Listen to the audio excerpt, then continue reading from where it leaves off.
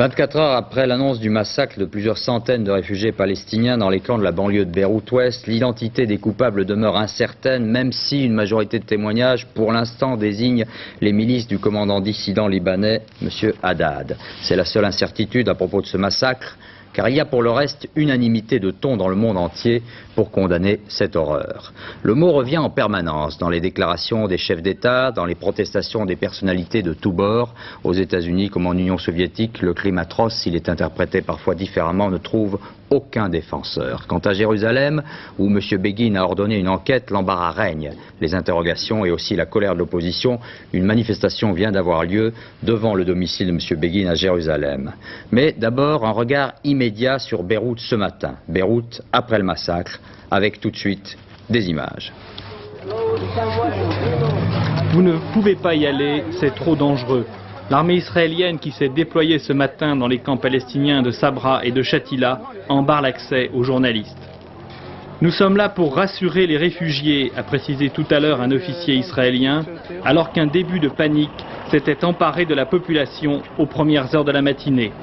Le bruit avait couru en effet que les milices du commandant Saad Haddad, qui sont rendus coupables du massacre, étaient de retour et tenteraient une nouvelle incursion avant le déploiement de l'armée libanaise. C'est dans ce climat d'extrême tension que se poursuivent les contrôles d'identité dans les ruines de la cité sportive, toute proche des camps, où l'armée israélienne ramasse les armes et invite les habitants à rentrer dans leurs maisons. Reprenons cet atroce événement par son commencement, reportons-nous en arrière pour un énoncé des faits, tels que notre envoyé spécial Daniel Bilalian nous les exposait dès hier. Il est 8 heures ce matin quand l'armée israélienne pénètre dans le stade de Fakrani et dans les camps de Sabra et de Shatila pour y découvrir le massacre des civils palestiniens. Les soldats israéliens auraient laissé pénétrer les journalistes avec eux afin de leur montrer qu'ils n'étaient pas responsables de ces massacres. Daniel Bilalian et Jacques Douai, qui découvrent ces corps d'enfants, de femmes, de vieillards, évaluent l'ampleur de ces exécutions sommaires.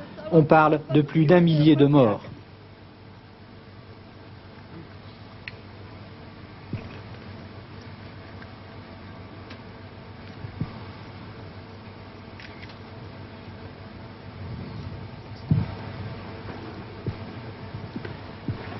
Alors une seule question, les responsables. Tout s'est passé la nuit dernière. Plusieurs centaines de phalangistes, 2 bataillons, accompagnés d'éléments de l'armée du commandant Haddad, auraient déclaré à l'armée israélienne qu'ils allaient pénétrer dans les camps pour y traquer les derniers fédayines.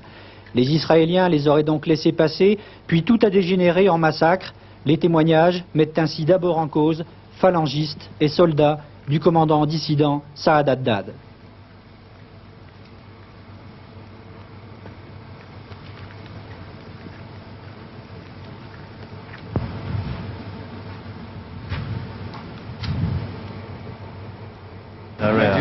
Les hommes du Major Haddad sont venus ici et ils ont emmené des gens vers la cité sportive, ici.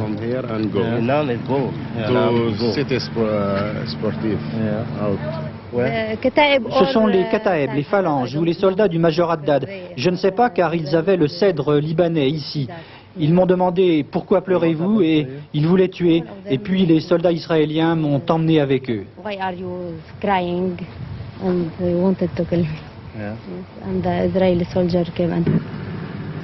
Ce soir, l'armée israélienne avait pris le contrôle des camps palestiniens après en avoir expulsé les éléments phalangistes et les hommes du Major Haddad. Seule l'armée libanaise régulière sera autorisée à y pénétrer. Mais qu'en reste-t-il aujourd'hui, après 8 années de guerre, pour contrôler sans bavure et sans les excès d'aujourd'hui ces camps où vivent encore 200 000 réfugiés palestiniens?